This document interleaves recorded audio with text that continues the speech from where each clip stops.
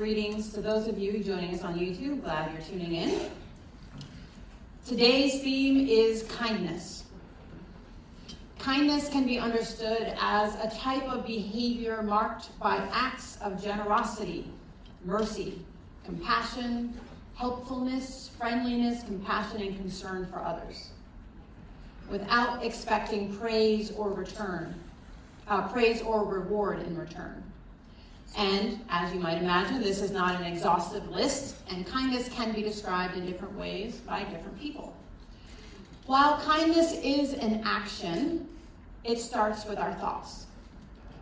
We can begin with the concept of treating others the way we would like them to treat us. This is a simple concept, but simple does not mean that it's easy. So if you're having a bad day and someone is kind to you, it probably helps your bad day, even if it's just a few moments. On any day, a person's kindness towards us means something. We may feel relieved, loved, seen, heard, grateful, humbled, or appreciated. It may warm our hearts or lighten our spirits and inspire us to be kind to others. That kind of pay-it-forward ripple effect that kindness can bring. The world can always use that kindness ripple effect. Genuine kindness is not transactional. It is not based on the other person's response or actions. It is a posture and attitude of the heart. Because let's face it, if we are only kind to those who are kind to us, that's not a big ask. I mean, it's a great place to start, but the real test is being kind to those with whom we do not agree, those who rub us the wrong way, those who are unkind to us. And to be clear, this does not pertain to any situation of abuse. From family to stranger, treat others the way we want to be treated, even if they are unkind to us. Just because we are kind to those unkind to us doesn't mean we allow ourselves to be a doormat. It doesn't mean we don't set boundaries. I can be firm and kind at the same time. A benign example of kindness might be if we go to the store and the person ringing us up is rude to us. What does it say about us if we're rude back? I mean, don't get me wrong, that's the default path for sure, so much easier than choosing kindness. Saying, I hope you have a good rest of your shift, or something like that, allows us to practice kindness when we could have lashed out and kept the cycle of unkindness going. By offering kind words, we interrupted that cycle. And we leave the store feeling confident that the clerk's attitude has nothing to do with us, but that we did the right thing and acted with integrity. We chose kindness. It seems like such a small act, but it is very significant. Remember that kindness starts with our thinking and is usually mixed in with other values such as compassion, empathy, grace, love, patience, and the like. Genuine kindness is an active feeling of benevolence toward a person, seeking that person's good, seeing them as a human being no matter how they happen to be acting. We can take active and positive steps that promote the well-being of others.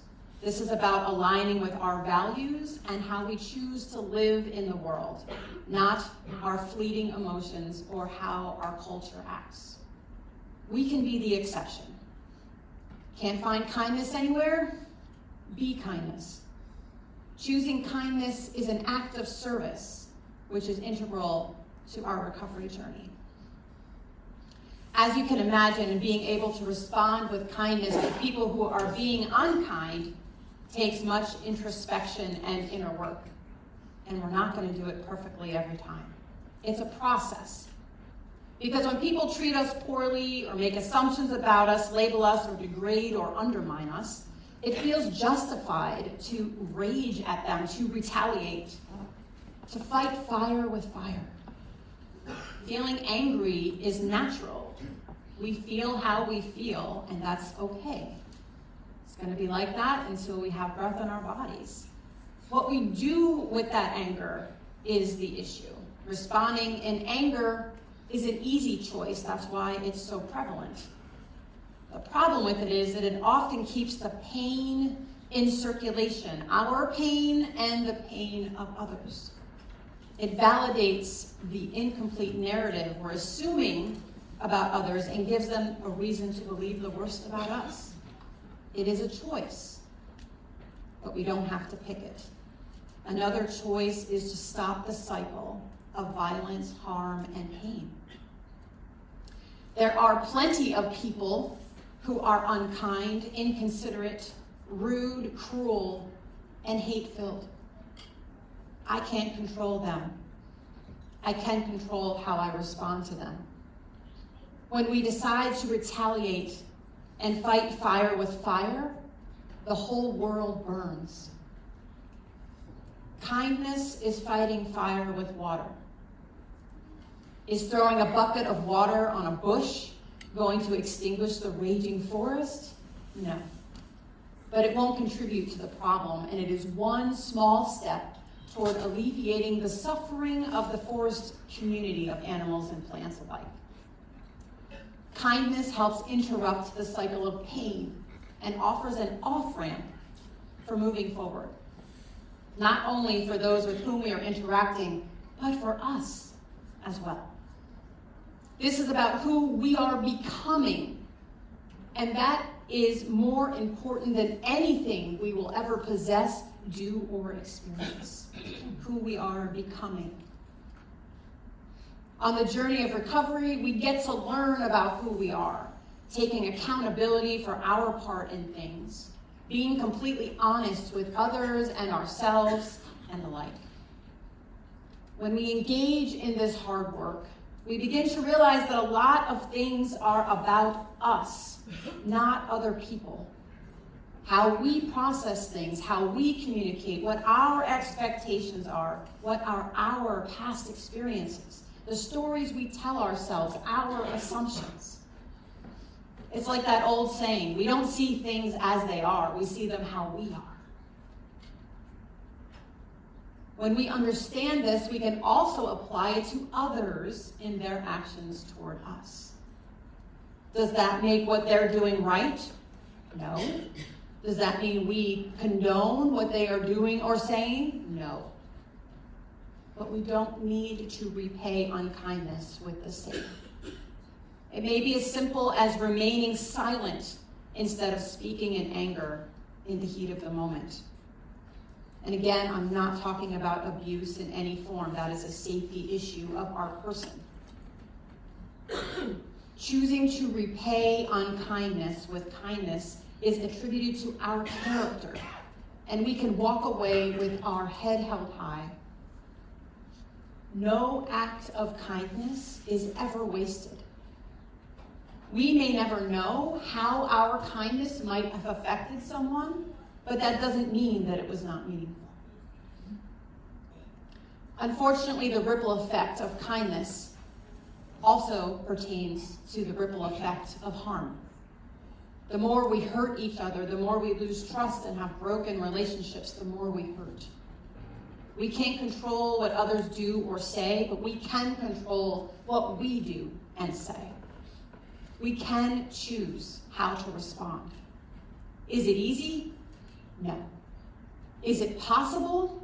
Absolutely. Especially with a higher power's help. We can gain strength and wisdom from someone or something stronger and wiser than ourselves, so we can carry this out. We can train up in kindness, just like if we were training for a marathon or a musical performance. Intentional practice, a little each day, and that cumulative and persistent action will slowly change our thinking and therefore our actions. Eventually, it will become ingrained in us to choose kindness. Acts of generosity, mercy, compassion, and concern not only for others, but for ourselves. Kindness toward ourselves can be a big hurdle for many of us. I deserve kindness, and so do you. I don't care who you are or what you have done or left undone. You are a human being, and you deserve love and compassion and kindness. When we get out of our own way, amazing things can happen when we connect with, trust, and surrender to a higher power, whatever that looks like for you. Who we become in the process of all of this is our reward. My prayer today is that we can practice kindness each day with those around us and with ourselves, relying on the help of a higher power whose very nature is kindness. So let's take a few moments of silence to think about someone who has shown you kindness, how it made you feel, and how you might be able to pay that forward this week. Let's take a few moments.